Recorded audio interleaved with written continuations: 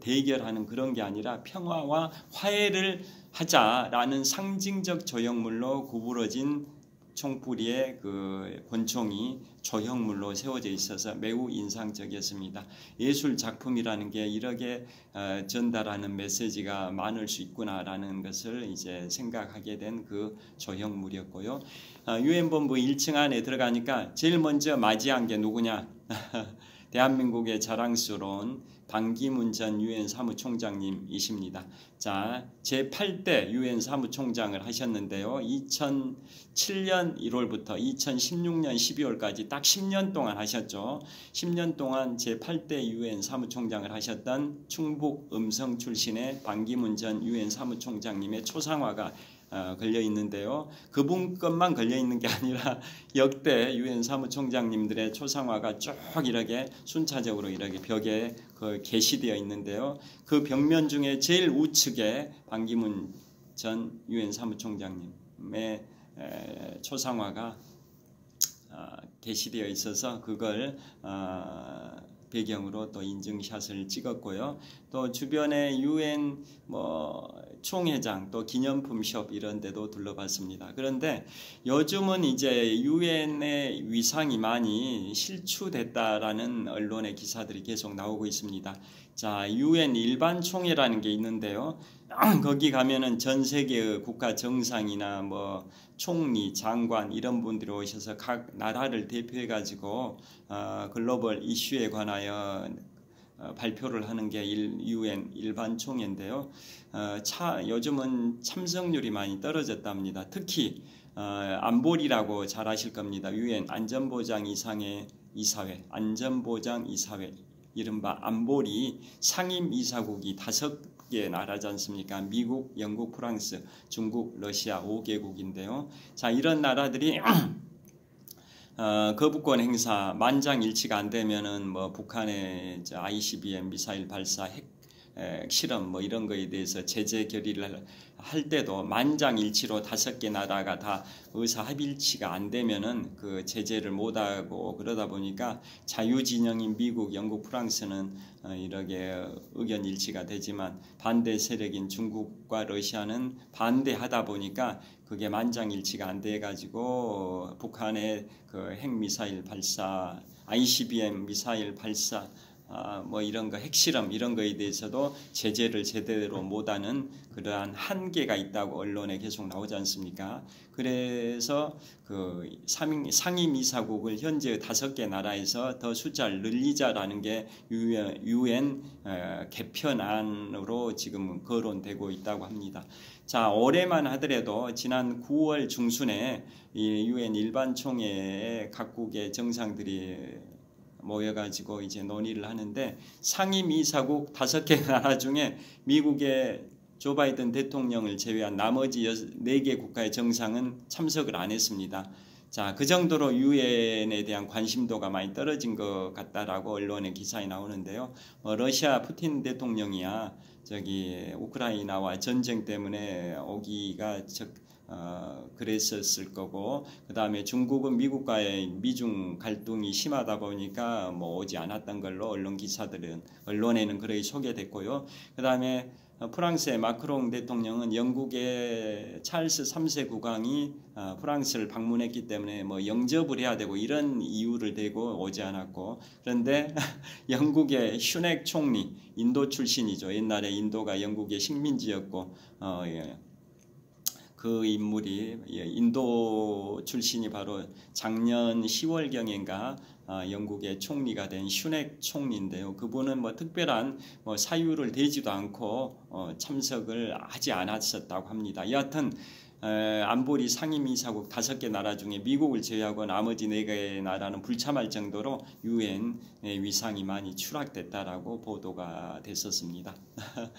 자, 유엔 본부 투어를 마친 다음에 이제 다른 데로 이동하기 위해서 어디냐면 이제 자유의 여신상을 구경하기 위해서 맨해튼의 남서쪽 허드슨강에 있는 리버티섬까지 이제 유람선을 타러 이동하기 위해서 유엔본부 앞을 이제 나오고 있는데요. 54인승 전세버스를 기다리고 있는데 트럼프 타워가 보였습니다. 그래서 가이드한테 여기에 트럼프 타워가 있네요 라고 물어봤더니 트럼프 타워가 건물이 한 군데만 있는 게 아니라 제45대 대통령 도널드 트럼프가 소유하고 있는 그 트럼프 타워가 맨해튼 여러 곳에 굉장히 많이 있다라고 말씀을 하셨었습니다. 그 다음에 전세버스를 타고 맨해튼의 남쪽에 항구에 가가지고 자유의 여신상 그걸 보기 위해서 유람선을 타고 리버티 섬까지 가는데요. 한 15분 걸렸었습니다. 그래서 자유의 여신상을 이제 구경을 했는데 자유의 여신상이 있는 그 리버티 섬에 상륙하진 않습니다. 왜냐하면 미리 예약을 해야 되고 1시간에 입장객을 30명으로 제한하고 하루에 8개 타임으로 해서 하루 관람객을 240명으로인가 제한하다 보니까 거기 실제 가가지고 자유의 여신상을 올라가는 거 그것까지는 하기가 쉽지 않다고 합니다. 그래서 자유의 여신상이 있는 리버티 섬에 한 50m 거리까지 유람선이 접근해가지고 50m 뒤에 있는 자유의 여신상을 배경으로 인증샷을 찍을 수 있는 시간을 줍니다. 유람선의 갑판의 오른쪽 사람들이 자유의 여신상을 찍을 수 있도록 한 3분 정도는 유람선의 갑판이 자유의 여신상 쪽을 향하고 있고요. 그 다음에 반대로 또 3분 동안은 갑판의 왼쪽에 있는 사람들을 위해서 갑판의 왼쪽이 자유의 여신상을 향하는 걸로 배가 이렇게 약간 방향을 180도 회전을 합니다. 자, 그런 식으로 자유의 여신상을 한 50m 거리에서 조망을 했었는데요. 자유의 여신상은 잘 아시다시피 프랑스 대혁명이 1789년에 발생했고 그때 그 년도에 미국의 초대 대통령 조지 워싱턴이 취임을 했는데요. 프랑스 대혁명일로부터 100주년이 됐던 1889년에 세계 만국 박람회가 프랑스 파리에 있었고 그때 건설된 게 유럽의 랜드마크이자 프랑스 파리의 랜드마크인 프랑스 파리 에펠탑이지 않습니까? 그 에펠탑은 구스타프 에펠이라는 사람이 이제 세운 거지 않습니까? 처음에는 도시의 흉물이다라고 비난이 있었지만 지금은 1년에 관광객을 한 800만 정도 창출하는 효자 관광 상품이 프랑스 파리의 에펠탑인데요. 자, 그 에펠탑은 프랑스 대혁명 100주년이었던 1889년에 건설됐죠. 그런데 그보다 3년 앞선 1886년이 뭐냐? 바로 미국 독립선언 110주년이었습니다.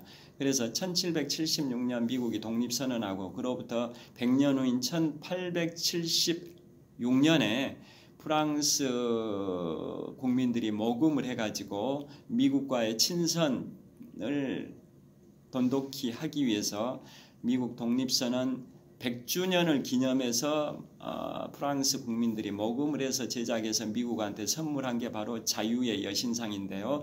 100주년에 딱 맞춰서 그것을 제작을 다 완료하지 못하고 110주년이 됐던 시점에야 그게 완성이 돼서 미국한테 건네줍니다. 그래서 결론은 미국의 독립선언 100주년을 기념해서 프랑스가 미국한테 선물한 거이긴 하지만 110주년이 됐던 1886년에 프랑스가 미국한테 자유의 여신상을 선물해주고 그걸 리버티 섬에 세워놓은 건데요.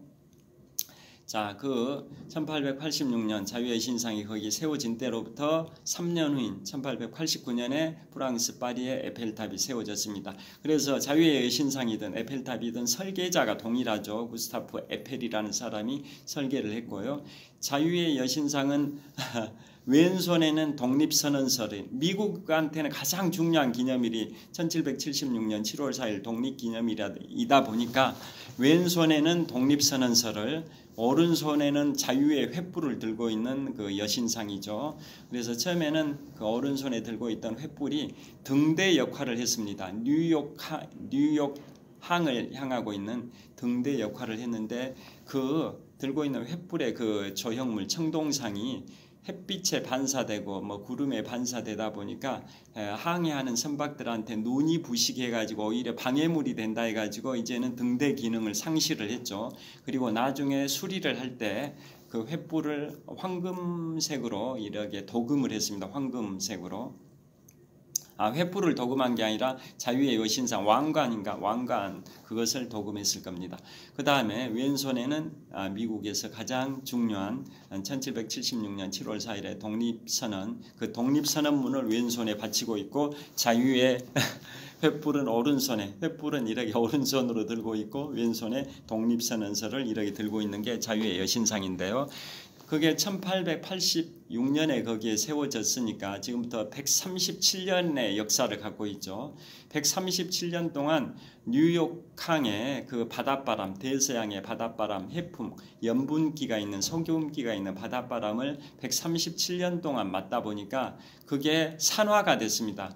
동상이 구리로 만든 동상이 산화가 돼가지고 지금은 황동색 빛깔이 아니라 하늘색 빛깔로 바뀌어 있습니다. 하늘색. 이런 색깔입니다. 제가 인문학서적 5번째로 출간한 북미유럽 동아시아 견문록의 표지 색깔이 하늘색, 스카이 블루라고 하죠. 스카이 블루. 이 색깔로 자유의 여신상이 바뀐 이유가 바로 137년 동안 바닷바람, 염분기가 있는 대서양의 바닷바람을 137년 동안 그 동상을 쏘이다 보니까 구리 색깔인 황동색에서 이 하늘색, 스카이 블루 색깔로 바뀌었다라고 합니다. 그리고 거기 갈 때 이제 유튜브를 제가 미국 동부와 캐나다 여행 7박 10일의 일정 중에 유튜브 영상을 66건을 촬영을 했는데요. 그걸 다 유튜브에 업로드를 했습니다. 그런데 자유의 여신상을 보러 리버티 섬을 왕복하면서는 3건의 유튜브 영상을 찍었습니다.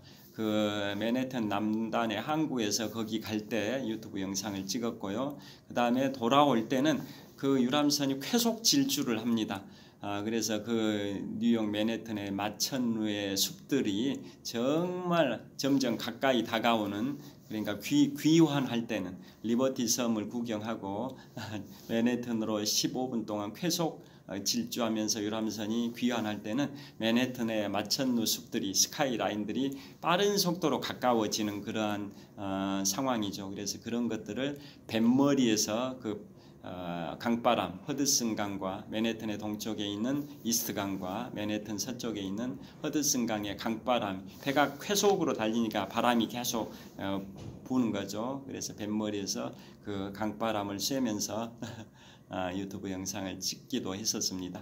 그 다음에 갔던 곳이 바로 맨해튼 동쪽에 이스트강이 있고 서쪽에 허드슨강이 있는데요. 동쪽에 이스트강에는 다리가 여러 개 있습니다.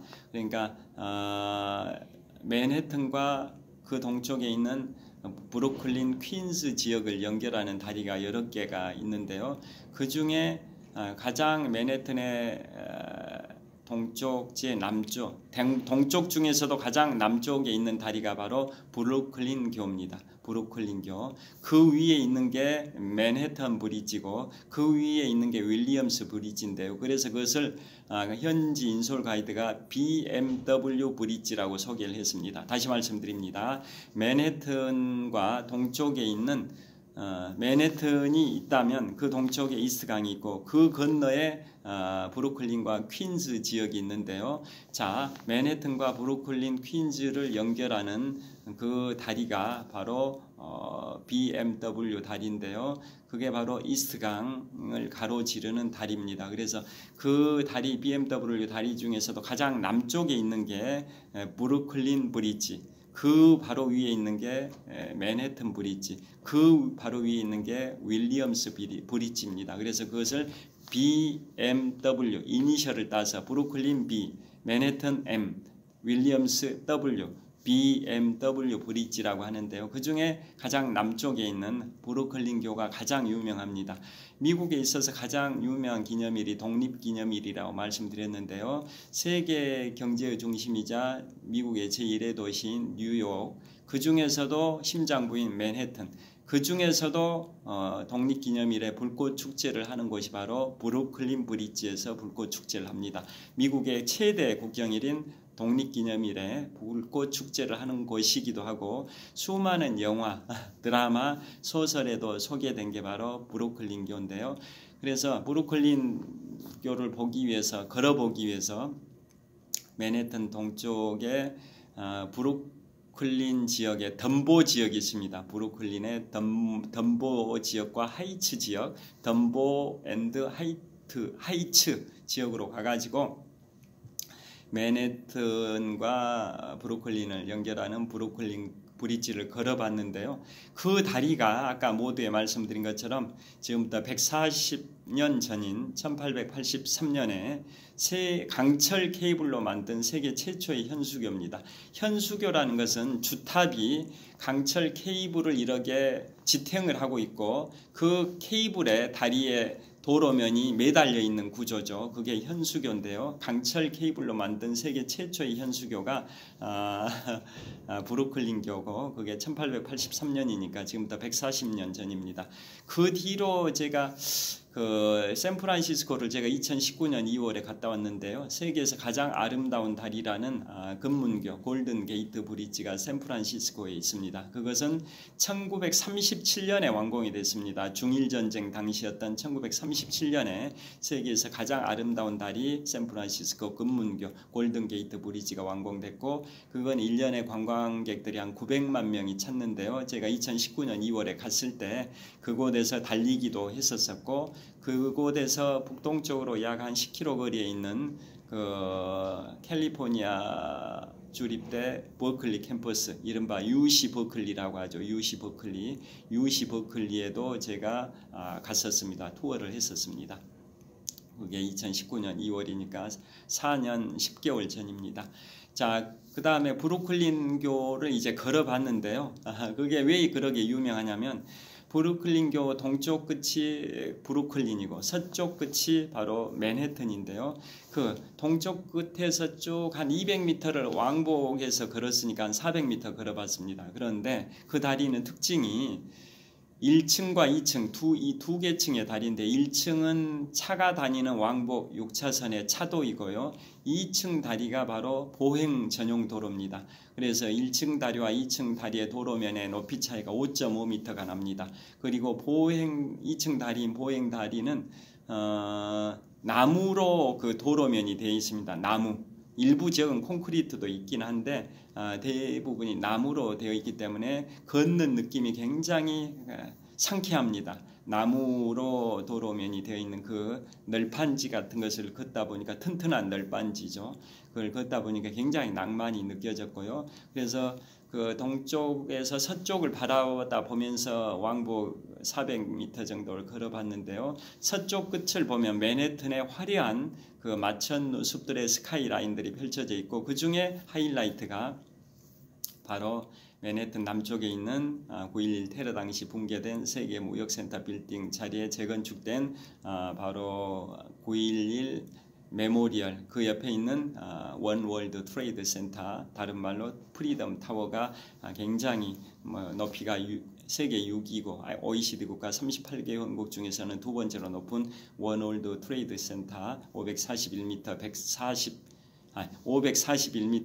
104층 높이의 그 건물이 화려하게 펼쳐져 있습니다.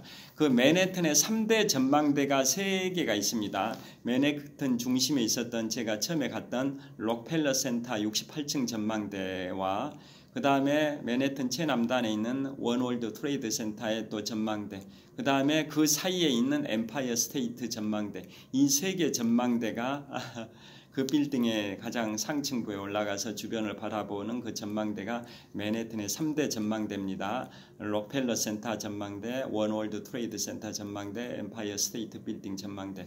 그러니까 그러한 높은 빌딩들이 브루클린 브릿지에서 동쪽 끝에서 서쪽 끝으로 왕복 200m, 왕복 400m를 걸어보니까 그 서쪽 방향으로 걸어갈 때 맨해튼의 그 마천루 숲들의 스카이라인들이 너무나도 화려하게 펼쳐져 있어서 세계에서 초고층 빌딩이 가장 많이 있는 지역이 바로 이곳 미국 뉴욕 맨해튼이구나 라는 게 실감이 났었습니다. 현재 8시 35분인데요. 한 20분 더 찍을 수 있을 것 같습니다. 자, 그 다음에 그 브루클린교는 또 이제 뭘로 유명하냐면요. 그 2층 보행로에서 5.5m 아래에 있는 1층 차도를 바라다 보니까 보행 전용 도로다 보니까 굉장히 교통사고 우려 없이 마음껏 걸어볼 수 있는 멋진 그러한 다리였고요. 각종 영화, TV 드라마, 소설에도 많이 등장하는 것이 브루클린교고 매년 7월 4일에는 독립기념일에 불꽃축제가 거기에서 열리고요. 그 다음에 1층 차로는 왕복 6차선인데 거기 영업용 상업 목적의 차량들은 통행할 수도 없고 버스도 다닐 수 없고 주로 자가용들이 많이 다닙니다. 그리고 톤수가 2.6톤으로인가 2.6톤으로 그 중량도 제한이 있습니다. 그래서 자가용 위주로 승용차 위주로 다니는 차로이고 이런 트럭이나 버스 이런 것들은 통행 금지 지역입니다. 브루클린 다리의 1층이. 그 다음에 그 다리는 140년 전에 건설이 됐는데요.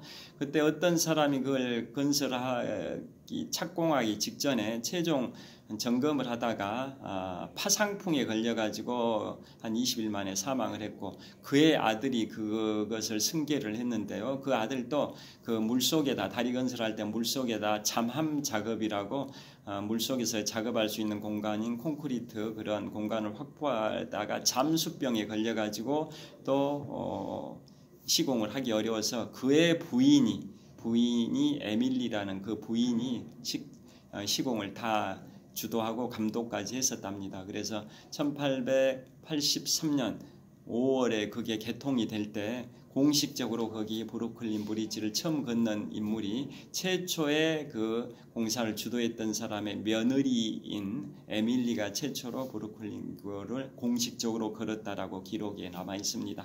그 당시에 미국의 대통령이 지금부터 140년 전 1883년에 강철 케이블로 만든 세계 최초의 현수교인 그 브루클린 브리지가 개통될 당시에 미국의 대통령이 제21대 미국 대통령 체스터 아서 대통령입니다. 체스터 아서 대통령. 자, 그때 우리나라 여러분들 한국사에서 6.1준의 서유 견문이라고 하실 겁니다. 자, 우리나라가 그 구한말에 일본하고 중국에는 각각 뭐 수신사, 연행사 이런 사절단을 자주 보냈는데요. 서양에 보낸 우리나라 최초의 사절단이 외교 사절단이 바로 보빙사입니다. 보빙사. 자, 그게 1883년 브루클린 브리지가 개통되고 4개월 후인 1883년 9월에 우리나라의 최초의 서양 외교 사절단으로 파견된 단체 그 사절단이 보빙사인데요. 그게 왜 파견이 됐냐? 1883년에 미국과 한국 간의 수교가 이루어졌습니다. 자, 한국이 아니라 조선과 미국 간의 수교가 이루어졌는데요.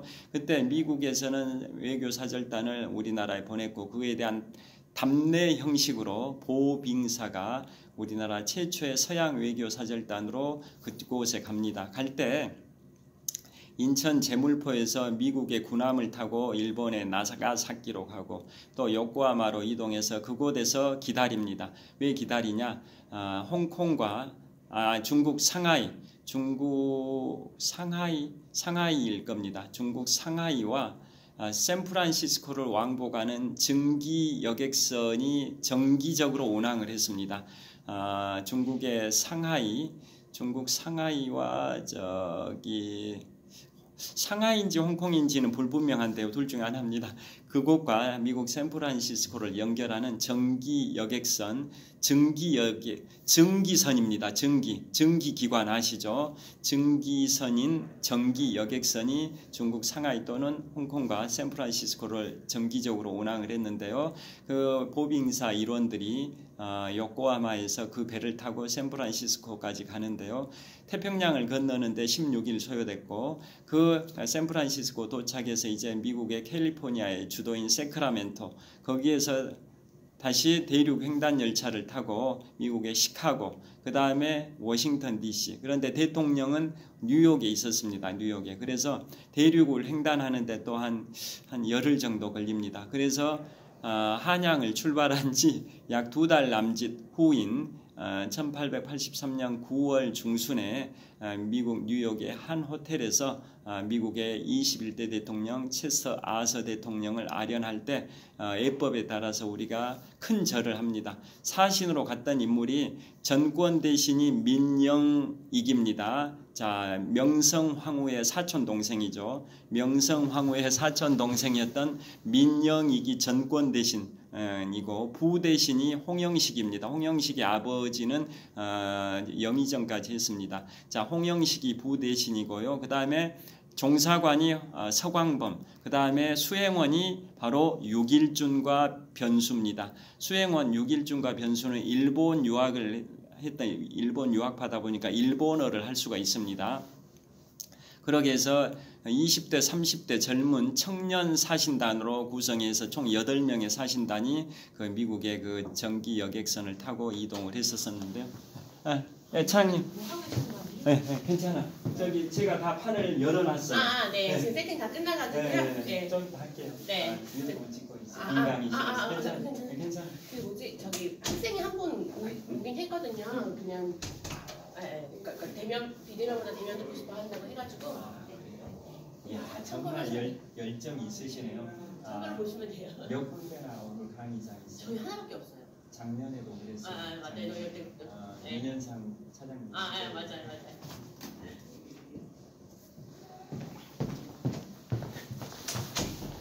죄송합니다. 지금은 강의 시간이 20분 남아가지고 저기 잠깐 말씀 나눴습니다. 여하튼 그래서 그 보빙사 이렇게 했었는데요. 자, 갑자기 생각이 안 납니다. 그래서 전 8명의 사신단이 갔었었는데요. 그래서 그때 우리가 이제 사신단이 뉴욕에 도착한 게 1883년 9월에 미국의 21대 대통령 체서 아서 대통령을 뉴욕의 호텔에서 아련을 할 때 그때 사신단들이 큰 절을 했습니다. 그게 우리의 예법이니까요. 그런데 서양에서는 그렇게 하는 경우가 드물다 보니까 체서 아서 대통령도 굉장히 당황스러워했다라고 미국의 그 당시에 주간지에서 보도하기도 했었는데요. 지금도 그 큰 절을 하는 사진이 다 기록에 남아 있다고 합니다. 여하튼 그런데 대화를 나눠야 되는데 우리나라 사람 중에 영어를 할 수 있는 사람이 없었습니다. 그래서 결론은 이중 통역을 했습니다. 이중. 그래서 우리나라 그 사신단 중에 수행원 서유 견문을 집필한 바로 육일준, 그 다음에 또 변수, 이 두 사람이 일본 유학하다 보니까 일본어를 할 수 있지 않습니까? 그래서 전권 대신 민영익과 부 대신 홍영식 이런 사람들의 그 의사를 육일준과 변수 이 사람들이 일본인 통역관한테 얘기를 하면 그 일본인 통역관이 그것을 다시 미국 대통령한테 영어로 전달하는 이중 통역을 했습니다. 우리 조선 사신단은 일본 유학파였던 육일준과 변수가 일본인 통역관한테 일본어로 말을 해주면 일본인 통역관이 그것을 다시 미국 대통령한테 영어로 얘기해주는 뭐 그러한 구조로 이중 통역을 해가지고 해결을 했다 하고요. 그 다음에 그 사신단들 중에 부대신인 홍영식은 일찍 귀국을 했지만 그래서 정말 문명의 그 밝은 빛을 미국이라는 별천지에서 봤다라고 고종에게 보고를 했었고요. 그 다음에 그 사신단의 대부분은 그 뉴욕하고 워싱턴 DC, 보스턴 이 세 개 지역에서 40여일 동안 미국의 선진 문물을 견학을 했습니다. 미국의 뭐 재무성이나 국무부, 그 다음에 화폐 제조국, 그 다음에 뭐 우편국, 그 다음에 각종 산업시설, 뭐 육군사관학교인 웨스트포인트나 해군의 군사기지 이런 각종 군사 산업시설 이런 국가기관산업 미국의 각종 행정부처들을 약 40여일 동안 견학을 했습니다. 그러고 나서 결론적으로 미국 기자들이 질문을 했습니다. 40여일 동안 각종 연회도 있을 수 있는데 연회에서 즐기지 않고 왜 이렇게 견학을 하냐라고 했더니 이 문명의 밝은 빛을 미국에서 보니까 조선의 그런 폐쇄적인 세국 정책 이런 것들이 너무나도 어둡게 느껴진다. 이 밝은 세상의 문명을 조선에도 좀이라도 도입을 시켜보려면 많이 보고 배워야 되지 않겠냐라고 이제 답을 했고, 그러면 미국에 있는 그러한 각종 문물과 제도 중에서 조선에 도입하면 가장 최고라고 생각하는 게 뭐라고 하니까 뭐라고 답을 했을 것 같습니까? 육일준의 서유견문에 그 말이 나옵니다. 뭐라고 했냐면 바로 미국의 교육제도라고 했습니다. 미국의 교육제도. 배워야 면장도 한다라는 알아야 면장도 한다라는 그런 말이 있듯이 미국의 그런 선진 문물 또 교육제도, 이 교육을 배우면 그 제도를, 교육제도를 조선에도 도입하면 사고를 개조하고 선진 지식을 습득해 가지고 조선도 빨리 개화를 이루고 좀이라도 늦었지만 좀이라도 미국을 따라가지 않겠냐. 그래서 가장 중요한 게 교육제도라고 답을 했었습니다. 그리고 육일준의 서유견문, 육일준은 우리나라 최초의 국비 유학생입니다. 우리나라 최초의 국비 유학생, 앞으로 이제 10분밖에 없어서 말씀을 빨리 드리겠습니다. 국비 유학생인데요. 그래서 거기에서 40일 동안 다른 일행들하고 그러게 이제 산업 또 행정부처들을 견학을 하기도 하고, 그 미국 매사추세츠주 보스턴에서 하버드대, 미국 북동부 지역의 명문 8개 사립대를 이른바 아이비 리그라고 하지 않습니까? 그 중에 최고인 1636년에 개교된 하버드 대학교를 입학하기 위해서 준비를 했었습니다. 거기에 머무르면서. 그런데 1884년 12월 4일에 갑신정변이 발생이 됩니다. 조선에서 김옥균, 박영효 등이 주도해서 3.1천하로 끝나버린 갑신정변이 발생이 되는데요. 그 변란이 발생되다 보니까 조선에서 유학 비용이 송금이 안 됐습니다. 그래서 1884년 12월 4일에 갑신정변으로 유학 비용이 안 들어오니까 유학을 하버드대 입학 준비를 포기하고 바로 귀국한 게 아니라 유럽을 또 유람을 합니다. 견학을 하고 동남아시아, 일본 거쳐서 1885년 12월에 인천 제물포항에 입항하는데 바로 체포가 됩니다. 왜냐? 바로 갑신정변을 주도했던 김옥균, 박영효와 친분이 있다라는 이유로 체포돼서 그로부터 7년 동안 연금 상태에 들어갑니다. 연금 상태. 그래서 1892년까지 7년 동안 연금 상태에 들어가 있는 그 7년 기간 동안 바로 유명한 육일준의 서유견문을 집필을 합니다. 육일준이 미국의 그런 문명사회에 그러한 걸 체험한 내용, 유럽을 또 견학한 내용 등을 총망라한 자신의 경세관, 세계관, 역사관 이러한 것을 다 통찰력 있게 함축한 그 서유견문이 1892년에 완성이 됩니다. 자, 그런 식으로 브루클린교, 그래서 그 육일준이 거기 가가지고 고가 철도, 뭐 다양한 시설들을 체험하면서 너무나도 조선에서는 듣도 보도 못한 그러한 선진 문명의 그 핵심지인 미국 뉴욕 맨해튼에서 그런 걸 다 체험한 거죠. 그리고 바로 브루클린교도 직접 걸어봤습니다. 브루클린교를 보니까 그 이스트강의 강수면과 다리 도로면의 높이 차이가 39m고요. 그 다음에 다리의 주탑의 높이가 83m입니다. 그러니까 조선에는 있지도 못한 그런 다리가 그 세계 최초의 강철 케이블